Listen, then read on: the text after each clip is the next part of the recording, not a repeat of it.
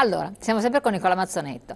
L'argomento è molto importante, di grande interesse e soprattutto merita anche delle riflessioni e considerazioni, perché parte tutto da fatti che continuano a ripetersi, sono esasperanti, si verificano ovunque, ladri che entrano nelle abitazioni, che violano la proprietà delle persone, l'intimità delle persone, i beni, le ricchezze, quelle poche ricchezze che molti hanno, tra l'altro, perché molte volte si tratta di persone che poi hanno già avuto queste visite, oppure entrano con le mani nella tua borsetta, nella tua tasca, ti portano via i soldi quando sei in un mezzo di trasporto pubblico e magari pensi di essere lì tranquillo, insomma sempre un violare dei diritti che dovrebbero essere garantiti, tutelati dallo Stato, in uno Stato dove si pagano le tasse, dove le persone oneste insomma pagano le tasse fino all'ultimo, altrimenti guai per loro. Salvo poi quando succedono fatti recenti, volevo un po' avere un commento da parte sua, di cronaca, di reazioni di cittadini esasperati, spaventati, perché attenzione, fa paura, quando uno ti spara addosso, a un certo punto spara addosso a un'altra persona,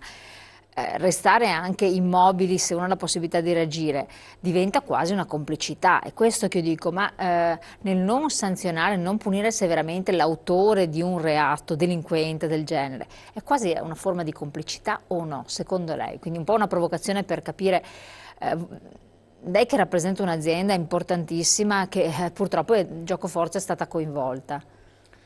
Mi auguro che non ci sia nella testa di chi ci governa quello di essere complice con chi compie i reati. No, no, ma Ovviamente non deliberato, cioè, però vorrei una proprio seconda. sgombrare il campo, cioè, non voglio neanche pensarlo, ecco, mi auguro di no.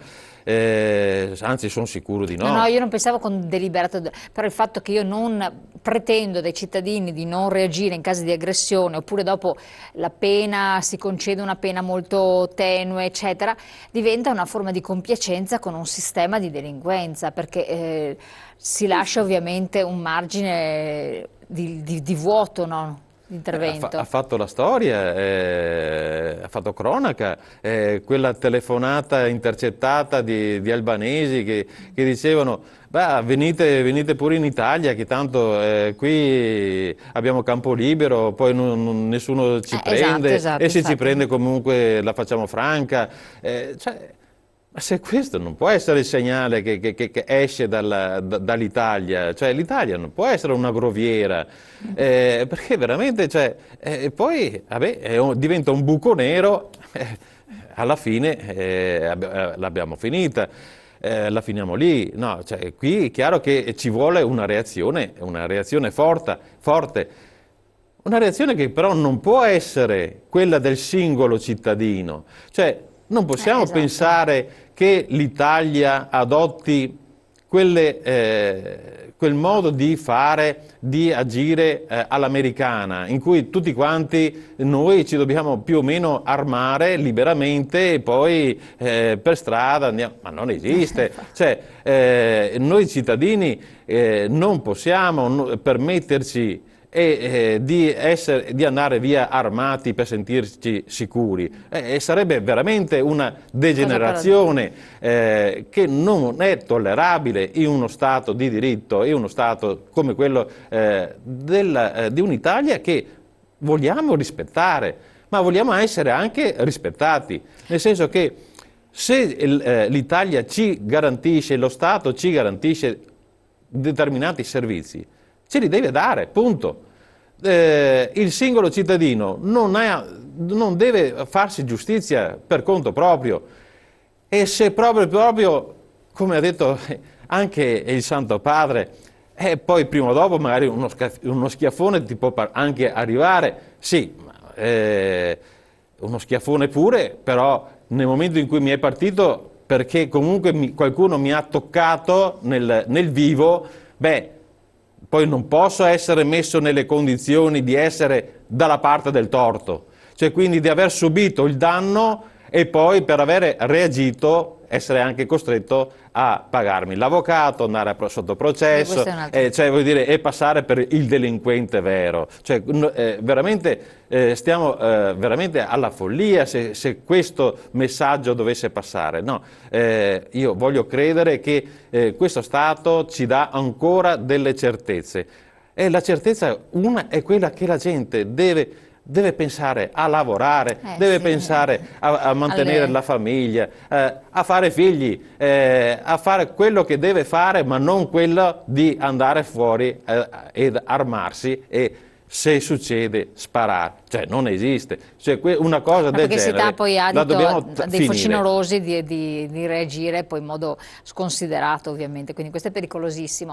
Però il fatto che un'azienda che rappresenta poi tantissime altre aziende di servizio ai cittadini sia costretta a ricorrere invece che avere a disposizione l'esercito, per esempio, perché magari fa una segnalazione al Ministero, il Ministero interviene perché si tratta di un'azienda regionale, non di una piccola provincia, e invece deve arrangiarsi autonomamente e chiedere, invocare l'intervento di volontari dell'Arma dei Carabinieri, è un qualcosa che veramente fa pensare, fa riflettere, no?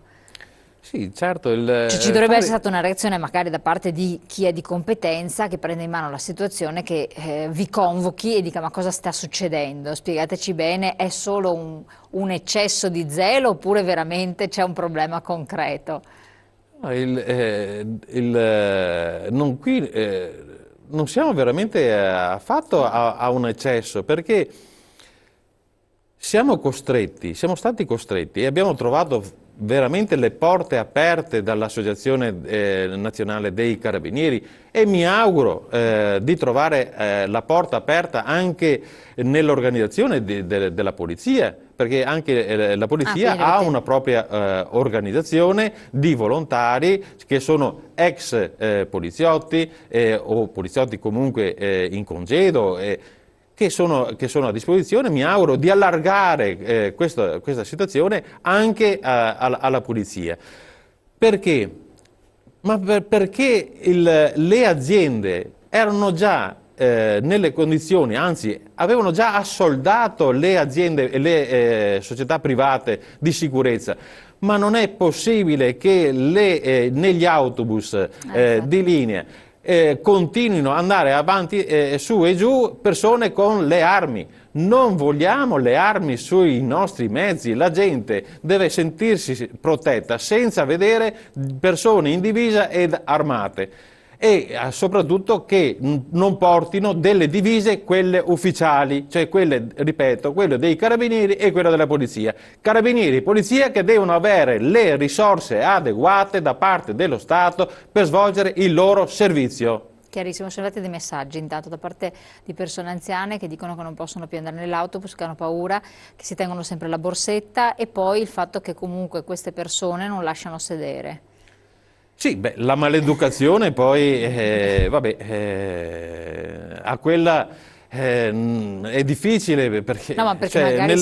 nelle scuole, tra le tante cose che si è tolto, c'era ogni tanto, mi ricordo, un'ora di educazione civica, fatta bene, fatta male, ma magari serviva, quantomeno, non dico a creare proprio il bon ton, perché adesso magari non andiamo sull'eccesso, però insomma il minimo del convivere, del sapere di come comportarsi in determinate situazioni, credo, vabbè, è stato ormai una situazione in cui e tutto facciamo, il fai da te, che non va bene. Poi lì mi raccomando, capisco le persone anziane che si no, sentono infatti, indifese, è per questo che stiamo cercando delle soluzioni. assolutamente. Una telefonata, pronto? Pronto? Pronto? Sì, buongiorno, da dove chiama? Da Verona. Sì, dica. Allora, buongiorno intanto. Volevo volevo dire a quel signore lì Sì. che sta parlando. Io lavoro diciamo, lavoro di notte e non sono tanto d'accordo con quel signore lì. Perché? Perché prima di tutto abbiamo, come ha detto lei, abbiamo i militari, abbiamo i vigili urbani. Io quando sono fuori di notte trovo carabinieri e trovo polizia. I vigili urbani li vedo tantissimo di giorno che lavorano.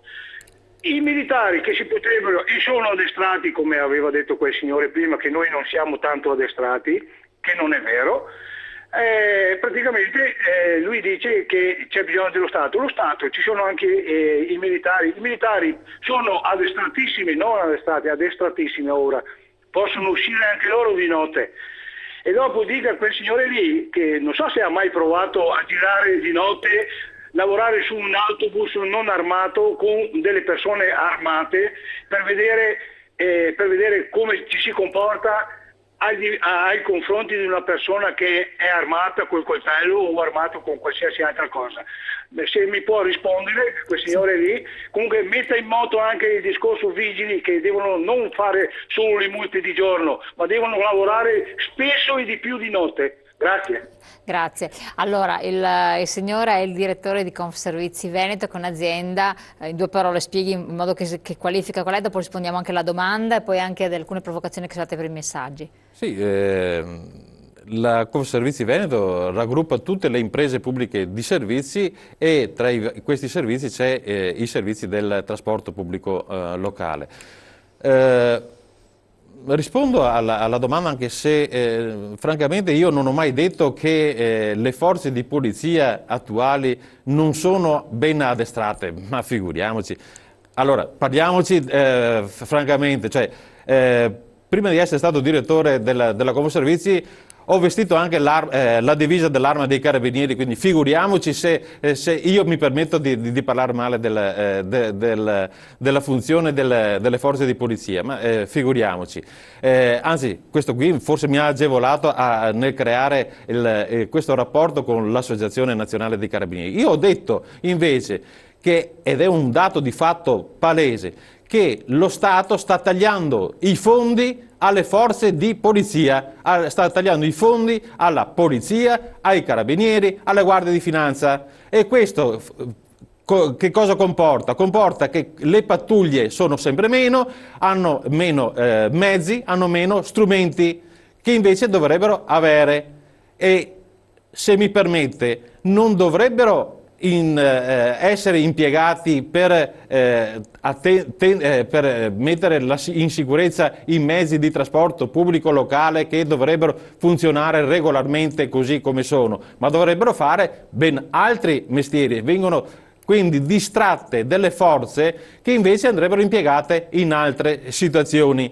Quindi è un fatto di cercare di mettere al meglio in campo le forze, e quindi c'è una situazione di crisi, c'è una situazione di insicurezza, e quindi siamo costretti a chiedere l'aiuto, il supporto di persone in divisa, ma le distogliamo da altri servizi importanti sul territorio. Sono arrivati diversi messaggi. Ecco, relativamente ai vigili, avete interpellato i sindaci per far sì che possano lavorare anche di notte, invece che darle magari soltanto le multe di giorno per divieto di sosta, eccetera? Creare i vigili che operino anche di notte, beh, intanto nei piccoli centri non è che ci siano così tanti vigili da mettere sul campo. Nelle grandi città magari ci sono dei numeri più importanti. Io credo che sia importante creare la cosiddetta interforce, cioè mettere sì che carabinieri, polizia, le guardie di finanza, i vigili urbani abbiano una centrale, un raccordo sul territorio, e quindi che queste forze non vadano via ognuno per conto proprio, e allora si può razionalizzare e utilizzare meglio le persone e metterle sul campo e distribuirle meglio sul campo. Mentre invece se si continua ad andare per singole parrocchie, allora qui c'è uno spreco, direi, uno spreco di energie e di risorse che non va bene. Allora, sono stati anche diversi messaggi nel frattempo. Alcuni di questi dicevano che il fatto di creare questi problemi con la violenza, con la delinquenza, è stato tutto deliberato per far sì che i cittadini non debbano affrontare temi molto più perniciosi o non debbano non so, potersi lamentare magari di tasse che comunque direttamente o indirettamente aumentano, e comunque sono purtroppo distratti da questa concessa delinquenza che sta aumentando vertiginosamente. E poi altri dicevano che invece le forze dell'ordine sono impegnate più nel dare le multe ordinarie che non presidiare il territorio, mancanza di controllo del territorio, paura a circolare nei mezzi di trasporti per le persone anziane, soprattutto la notte. Insomma, stanno arrivando diversi messaggi di rabbia anche. Il fatto che arrivino questi messaggi, cioè quindi che dal territorio entrino in questo dibattito che stiamo facendo, è il sintomo che fuori c'è questa sensazione, cioè che non è una semplice percezione psicologica, è un qualche cosa di reale. Ha ragione, È non un ne fenomeno possiamo più di reale. questo lassismo, penalizza solo chi ha da perdere qualcosa, gli altri sono come inesistenti. Ecco, definizione di lassismo, che è un termine che ricorre anche spesso nelle mail dei nostri telespettatori, hanno questa percezione, però forse non è ravvisata in modo uniforme ovunque, no? Il fatto che sembra che tutto quanto sia lasciato a vai che vada, mentre invece posso garantire che c'è uno sforzo notevole Ecco, infatti. per cercare di far sì che ci sia un controllo sul territorio. Siamo impegnati anche nel cercare delle soluzioni sempre anche tecnologicamente Infatti, avanzate voi siete a coinvolti in un favore. progetto, vero, importante, Sì, stiamo lavorando, ormai è addirittura applicabile, d'arrivo. è un progetto sulle città con nuove tecnologie che dovrebbero permettere un controllo con gli strumenti moderni, un controllo sulla città. Purtroppo, dobbiamo dirlo francamente, in questi anni molte città si sono dotate, ad esempio, di telecamere sparse, forse con non molta razionalità nel territorio, e molte di queste apparecchiature sono spente. Quindi un dispendio di energie e di risorse che non portano il frutto che voluto nel momento in cui si pensava Ma sono telecamere di controllo proprio del territorio, di Sì, monitoraggio? dovrebbero funzionare da controllo, quindi da deterrente. Adesso abbiamo messo in piedi un progetto nel quale, prima di tutto, vogliamo mettere assieme tutte le forze dell'ordine e metterle, quello che dicevo prima, cioè creare che l'informazione crei l'interforce, cioè tutte quante le forze dell'ordine messe in comunicazione tra di loro e che devono ricevere i segnali degli allarmi che scattano nella città. Può essere il furto, può essere la rapina, può essere l'atto di vandalismo, può essere l'incendio, qualsiasi cosa che succede nella città, ma in modo intelligente. Cioè, abbiamo creato, grazie a un lavoro molto importante di un'equipe di ingegneri, quello che noi definiamo l'intelligence, veramente, queste anche telecamere, che devono essere intelligenti, cioè non devono produrre delle immagini che poi non vengono mai utilizzate, oppure telecamere che per il peso delle loro immagini poi vengono spente perché non riescono ad andare dentro nella fibra e quindi essere trasmesse in quale centrale? Nella centrale dei vigili, in quella dei carabinieri o in quella della polizia? Ma non si sa, in questo non si sa, si tengono spente le telecamere. Bene, abbiamo realizzato un progetto per le città per mettere in armonia, in raccordo tutte quante queste strutture che ci sono e renderle veramente efficaci. È chiaro, stiamo parlando di un altro costo aggiuntivo, Eccola, infatti, però se la sicurezza ha un valore, credo che siano soldi spesi bene. Intanto stanno arrivando ancora messaggi, questa volta l'attenzione è posta sull'aspetto delle tasse, cioè questi cittadini dicono che pagano le tasse, che però non si sentono protetti, non si sentono tutelati, non hanno i servizi per i quali pagano. A questo punto poi c'era un altro messaggio, l'ultimo, che diceva ma se io per un prodotto che non mi va bene chiedo un rimborso, perché non posso chiedere allo Stato un rimborso se ricevo un disservizio, cioè magari vengo violato nella mia proprietà. E dopo c'è chi diceva, invocava lo sciopero fiscale per cercare di far scuotere gli animi, far reagire in qualche modo, fare cioè in buona sostanza azioni forti per scatenare delle reazioni che possono essere altrettanto forti, perché quando c'è l'intolleranza, cioè nei momenti di esasperazione succede questo, quando le cose vanno bene per tutti, come sempre, non succede nulla, oppure si tollera molto di più. L'intolleranza nasce quando c'è paura, c'è esasperazione, c'è insicurezza, quando c'è uno stato d'animo che è già provato per altre ragioni. Mettici pure uno Stato che comunque dice che ti abbassa le tasse, poi in realtà questo non è vero, perché ci si rende conto che direttamente o indirettamente queste non si sono abbassate. Per cui che cosa si può dire a questi cittadini?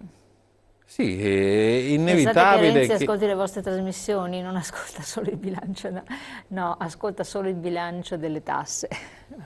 Ma mi auguro che con i mezzi di informazione anche il capo del governo riesca a percepire, magari se non in diretta, magari ma in differita, questi messaggi che lanciamo. Sì, siamo in una situazione veramente che è difficile interpretarla, perché qui ognuno si sente libero di fare quello che vuole, cioè quindi abbiamo il singolo cittadino che cerca di autodifendersi, Sì. il singolo cittadino che vorrebbe non pagare le tasse, vorrebbe non pagare il canone, vorrebbe non... però alla fine rischiamo di avere una società anarchica, cioè Assolutamente, in quindi cui non ci la sono deriva è regole, rischiosissima. non ci sono principi, ognuno fa quello che vuole, che gli passa per la testa, ma questo vuol dire degenerare, è una società che degenera. Il primo delinquente non è l'albanese, ma lo Stato che gli permette di delinquere, è quello che dicevano, una forma di complicità, tra virgolette, perché di fatto se io ti consento oppure non ti sanziono nel modo opportuno, come avviene in altri paesi, sono complice di un atto che viene commesso, perché sono consapevole che di fatto questa persona arriverà a delinquere, a commettere determinati gesti o atti, no? Il fatto stesso che magari il giorno dopo possano essere fuori, lei prima diceva il discorso dei carabinieri, ma chiunque insomma lascia interdetti, no? Cioè, non è pensabile, o chi ha svuotato le macchine nei posteggi, poi gli viene preso in flagranza, viene rilasciato il giorno dopo, ma col divieto di residenza o di battere, tra virgolette, determinate zone. Ovvio che andrà a fare la stessa cosa da un'altra parte, no? Quindi di dimora in determinati luoghi, ma è un discorso un po' per assurdo. Dobbiamo andare rapidissimi in pubblicità, pochi secondi, poi ritorniamo insieme, abbiamo un po' una battuta di chiusura, perché il tempo è volato letteralmente, tra poco.